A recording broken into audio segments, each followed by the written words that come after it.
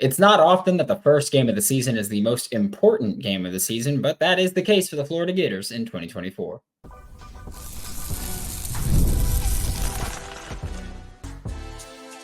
You are Locked On Gators, your daily podcast on the Florida Gators. Part of the Locked On Podcast Network, your team every day. Hello, and welcome back to another episode of Locked On Gators, part of the Locked On Podcast Network, your team every day. Thanks for making Locked On Gators your first listen of the day every day. We are available daily and free wherever you listen to the podcast and on YouTube. Happy Tuesday. I'm Brandon Olsen. Find me on Twitter, WNS_Brandon. Hell of a win yesterday for the Florida Gators baseball team. That was just Brandon Neely, dude. That's all I can say about him. He's just a dude. That's it. These days, every new potential hire can feel like a high-stakes wager for your small business. That's why LinkedIn Jobs helps you find the right people for your team faster and for free. Post your job for free at linkedin.com/lockedoncollege. Terms and conditions apply. And like I said, it's really not common that the first game of the season is the most important game of the season for a team. Like even when Florida played Utah the past two seasons, it wasn't the most important game of the season for them. This year, however, I do think that this is the most important game when you start the year against Miami. It's huge. Both teams are, as much as they don't like to be honest about it, but neither side likes to really be honest about it. Both teams are kind of in a similar spot rebuilding wise. Yeah, Billy Napier made a bowl game, then missed a bowl game. Mario Cristobal made a bowl game last year. Congratulations. They're both in similar spots rebuilding wise, in the sense of they've both got two very young rosters throughout that last year got a lot of playing time. And then because of that, now both teams are looking at 2024 and going, we need to make significant progress because we had so much youth play last year. And so you feel as if since you had so much youth play last year, that this year, now that they've got a year of experience under their belt and another offseason in your training program, now you feel, hey, they should take a pretty big jump. And as you know on this show, the way that we feel about that is that, well, yeah, but also no. Like, yeah, you should see a few guys take that big jump, but realistically, guys are going to be more of a gradual jump in this year and then maybe a big jump next year or something like that. But realistically, a lot of people won't reach your expectations. That's life. That ain't even just football. That's just life. I'll put you on game with that one. But for both teams, they're in similar spots rebuilding. And again, I know that neither team likes to talk about that. Like neither team likes to acknowledge that, hey, right now as a program, we're kind of in the same spot of our rebuild. They don't like to talk about it because, I mean, from the Miami side of things, they think they're going 12-0 because they are just dumb. I was going to say crazy, dumb. It's just dumb. And then like as Miami looking at Florida, you go, oh, Billy's on the hot seat. Florida fans, typically we go, oh yeah, like Mario should be on the hot seat. Billy might be on the hot seat.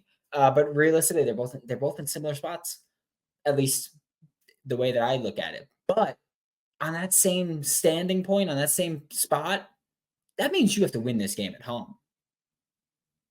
Like if you're Florida, there's not an excuse. You're the team with the returning starting quarterback. You're the team that's home. You're the team that I feel like it's fair to say that Florida made more changes to their coaching staff than Miami did, or more important changes to their coaching staff than Miami did. But also, on top of that, this is the game that sets the tone for the season. And that's the only argument you can make for the Utah games of why they were the most important. Again, they weren't. But those were the only arguments you could really make for why they were the most important games for Florida, is that they would set the tone for the rest of the season. But more big picture wise, for the Florida Gators and the Miami Hurricanes game, there's going to be so many recruits on campus for this game, whether they're visiting officially or unofficially. There's going to be a lot of recruits on campus for this game. And they should be. Big rivalry game that you haven't played each other in 5 years. Big rivalry game here. Again, both teams are in a pretty similar spot. And especially when you get to that point, when we're, August 30th, the day before the game, both fan bases are going to be riding so hot because we've already spent months talking trash to each other, and we're still a month and a half from the game, 2 months from the game. Like, come on now. This is going to be just nuts. They hate each other already. I hate Miami fans. I had a conversation with this yesterday with people that we work for Locked On, and I was just like, I hate Miami fans so much. Like, I want to hurt your feelings. I don't like you. It's as simple as that. But this is the game where like that tension, you're gonna feel it. When you talk about Utah coming to Gainesville in 2022, that atmosphere was incredible. I think it'll be very, very minuscule compared to what you're going to feel on August 31st, 2024. Everyone is going to be juiced for that game. It's an in-state rivalry. You're going to have recruits on campus. It's two coaches that both have a lot of doubters, and they've got that game against each other. It's going to be electric. Like, we're talking WrestleMania caliber electricity. Like, that's what we're talking about here for this game. It's going to be nuts. I can't wait. I'm very excited. I do think that for Florida, a win here would be massive for recruiting momentum, especially when we talk about yesterday. Yesterday, we were talking about recruits on the show, and when I was talking about Hilton Stubbs, I said, hey, like, I think if Florida, if you win some games, Hilton Stubbs is going to want to be a Gator. Hell, I think if you win that first game, you might be able to convince Hilton Stubbs to flip from USC. If you beat Miami, you might be able to do it. You might be able to go, hey, man, like, see, we're about it now. And you might be able to convince some guys after that Miami game. So I think that this game, like, it can't be overstated. Truly, just where these teams are as a program or as programs, where this rivalry is, the way that this has been building up for months, years, like the recruiting implications that could be had on it. And especially when you look at for Billy Napier, because right now, the outside perception, the external perception of Florida is that it's a bad team right now and that Billy Napier's on the hot seat. Again, outside perception is that it's a bad team and Billy Napier's on the hot seat. You beat Miami, a team that so many pundits are wrongly putting in the top 15 and 20 this year. If you're Billy Napier and you're thought of as the toilet right now, and you got a Miami team that, again, I think is overrated, but they're thought of as nationally top 15, top 20. If you're Billy Napier and you beat that team and you beat them. I'm not saying like blow them out. I'm saying you beat them and you let them know, like, yeah, we did that. Like, we're about that. We just stomped them out like that. Like, you beat them handedly, even if it's close-ish score-wise, you beat them to the point where it's like, yeah, like, this game was not in doubt. The entire second half wasn't in doubt. We knew what Florida was doing here. You do that, you completely change the perception of the program publicly. And again, that's been one of my main issues with Florida in recent years, especially under Billy Napier's regime, is that even when things feel good internally, even when there's buy-in internally, publicly you look bad. And I do think that we're seeing that on the recruiting trail. Like, there's kids not committing, and you go, yeah, I don't know if this staff's going to be here. Jameer Grimsley last year, he, like the 2024 class, he committed to Alabama, and he's like, yeah, I think coaching stability is a big reason for that. This is something recruits care about. You take that and you flip it upside down in week one, like that can't be overstated how important that victory would be. Like, it's truly just nuts to me. There's 2 more SEC games that we're going to talk about today.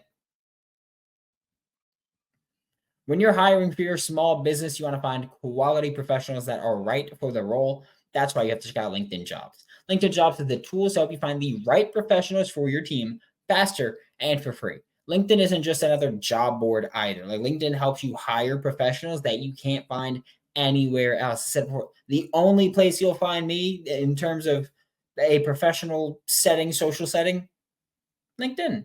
That's it. You can go ahead and add me. My name is Brandon Olsen. You know that. You can go ahead and add me on it. It's fine. Let's connect.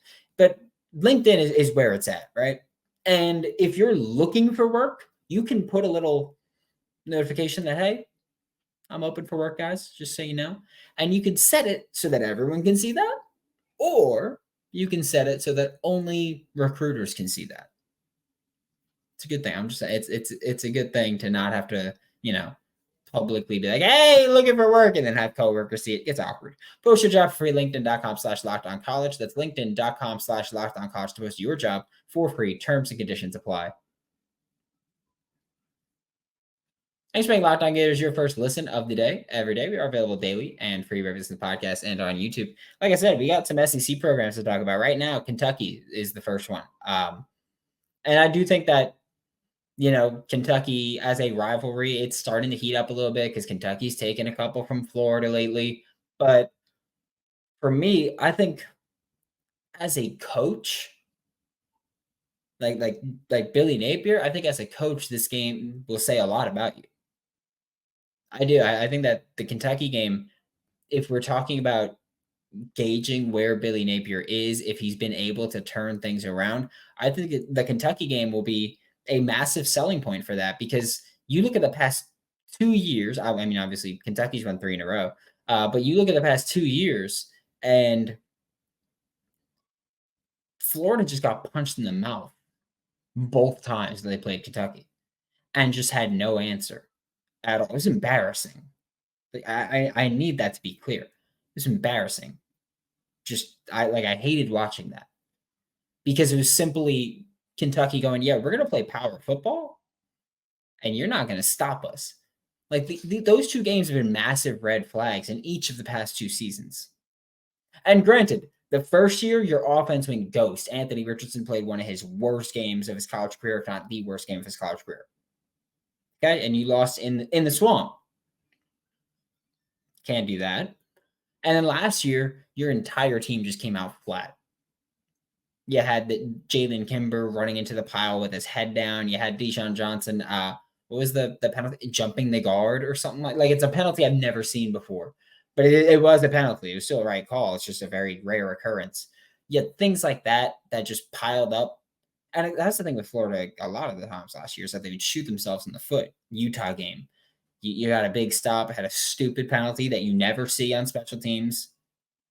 Happened. And then Utah touchdown.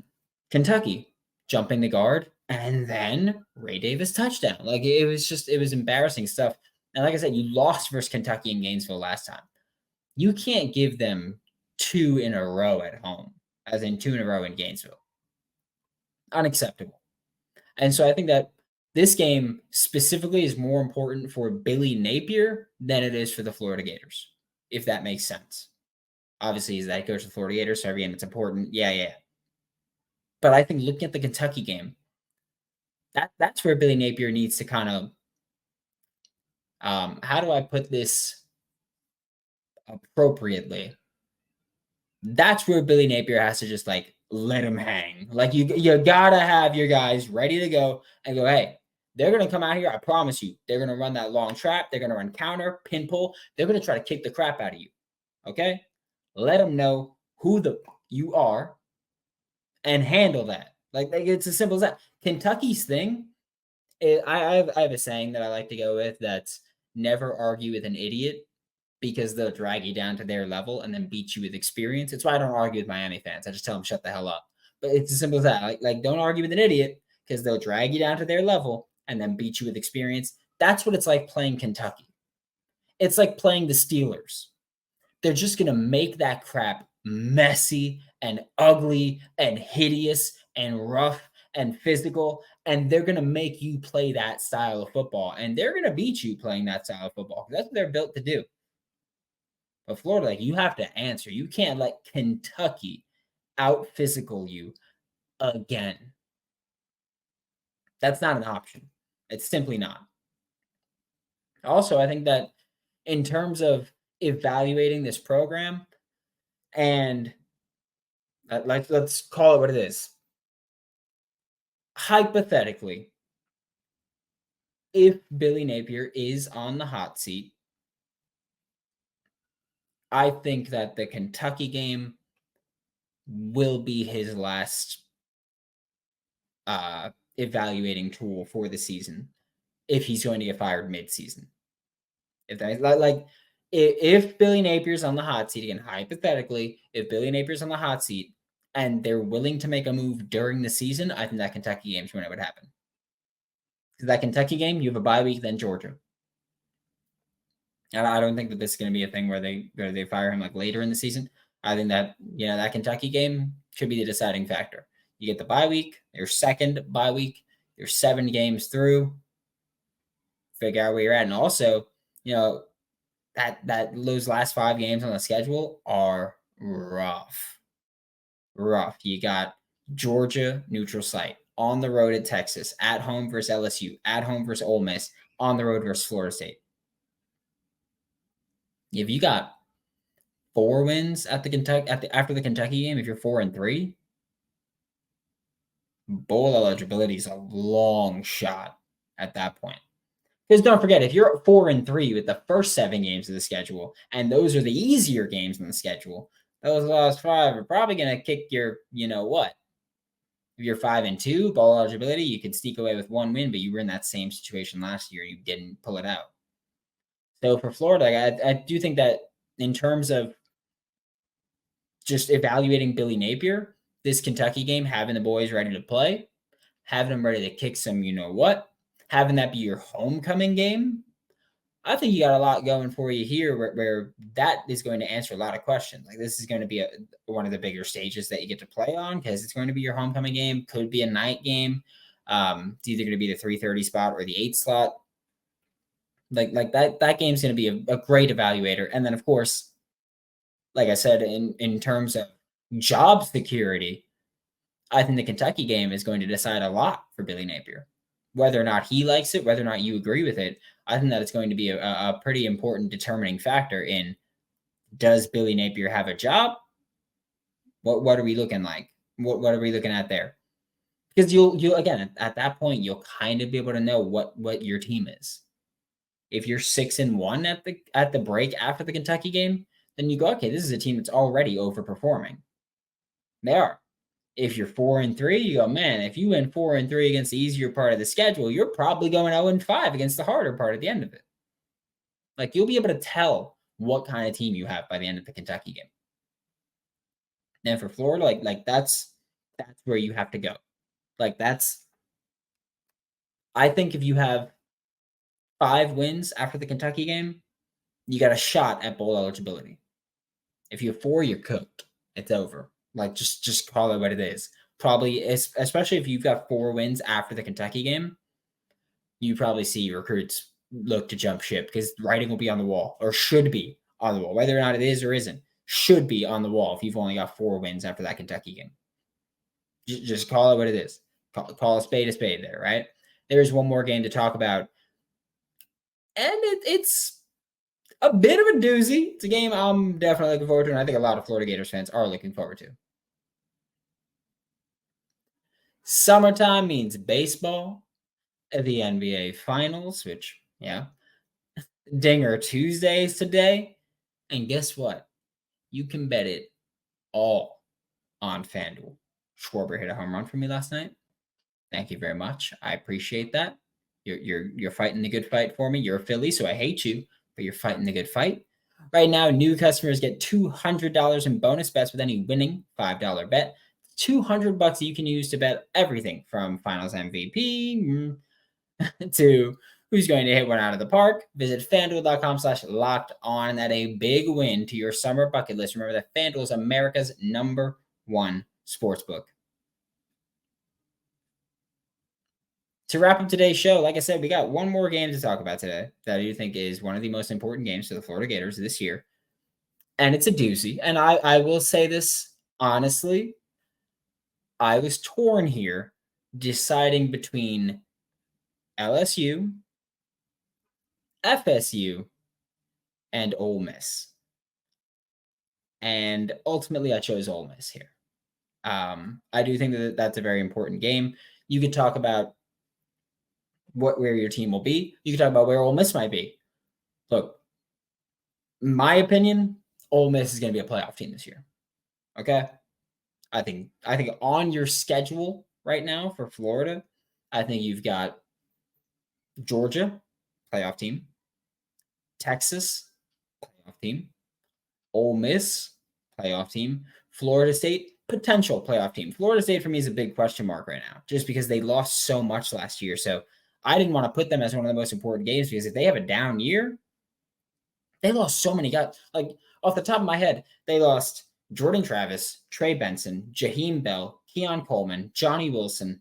I don't think they had any offensive linemen, but they lost Braden Fisk, Jared Verse. I forgot his first name, Jones, the corner. I think they had another corner go in the draft too. I think they lost a linebacker as well. Like, they lost a lot of guys. So that's why I didn't put them here as one of the most important games, because they might not be a good team this year. And so I don't think that if they're a bad team, I don't know if you'd consider that. And then obviously it's an important game, but if they're not a good team, I don't know if you'd consider that one of the top 3 teams here, one of the top 3 most important games here. I think when you look at the Ole Miss game, let's start with the player perspective. Okay. You talk about the Ole Miss game. And first off, Florida and Ole Miss have gotten into it with a few recruits, right? Austin Simmons was a Florida Gators commit for the 2025 class. He flipped to Ole Miss, reclassified to 2023. That's that, right? Florida and Ole Miss have had a few battles where you talk about Jamonta Waller. Right now, they're going at it for Miles Johnson. There's a few names in the 2025 class that Florida and Ole Miss are recruiting. Then we talk about the more important, more immediate one, Princely Umanmielen. Princely Umanmielen, of course, Florida Gator, war number 1, played Jack, played war number 33 before that. After the 2023 season, it was hitting the transfer portal. And like I told you before, I reported it a couple days before he hit the portal, that I was like, hey, there's a defensive star player that's either hitting the portal or declaring for the draft, but he's not going to be back in Gainesville. And of course, it was Princely. And that happened, and that sucked. But he went to Ole Miss. And yeah, there's, of course, the jokes of Lane Kiffin being one of the better Twitter coach, or one of the more on Twitter coaches, and Princely being one of the more on Twitter players. There's that. But I also think that you have to look at Lane Kiffin and Billy Napier here, because the two of them are tied. I've said this before on the show. I will say this again on the show. When Florida fired Dan Mullen, Lane Kiffin's agents called Florida to try to get the head coaching job. And Florida said, nuh-uh, good on that, thanks. We're going to go with Napier. Lane Kiffin wanted the Florida job when Dan Mullen got fired. He did. That's a fact. Like, you could say that you don't believe it, whatever it is. It's a fact. Just so you know. Lane Kiffin wanted the Florida job. Lane Kiffin has done everything he can to, when he gets the opportunity, talk trash about Florida. He did the tweeting during the spring game last year. They took Austin Simmons from the recruiting class. He tweeted out Tom Petty playlist. Like, Lane Kiffin has not taken his rejection well. Then you have to look to the next step of that.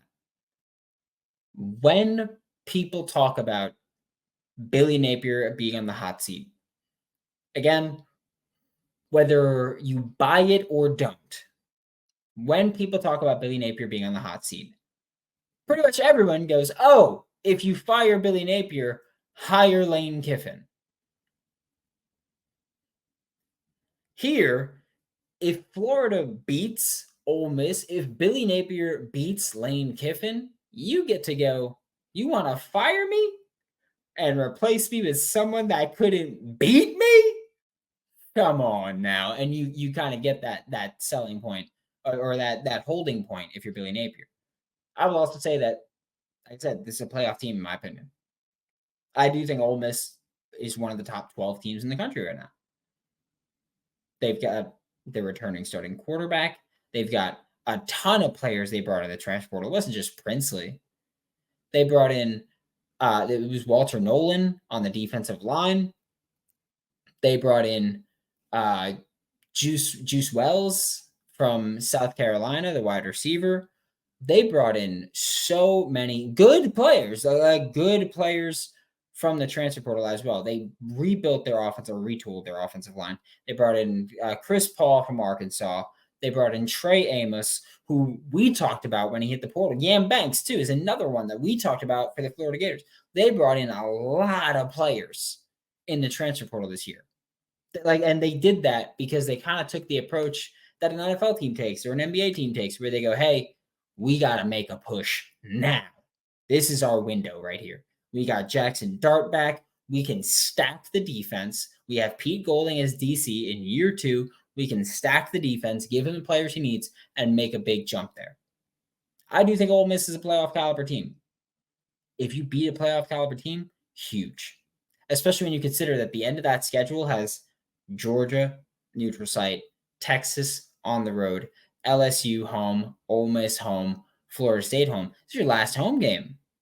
You can end it on a bang by beating a playoff caliber team. Like, this is where Billy Napier is. It's nut up or shut up time. And this is where to do it. Same. Ole Miss, important as hell this year. Thanks for making Locked On Gators your first listen of the day every day. We are available daily and free rather than the podcast. We'll be back tomorrow talking more Florida Gators football. For Locked On Gators, I'm Brandon Olsen. Don't forget to follow me on Twitter at WNS_Brandon. And on my written work at Giants Country NFL 33. And I'll see you all next time.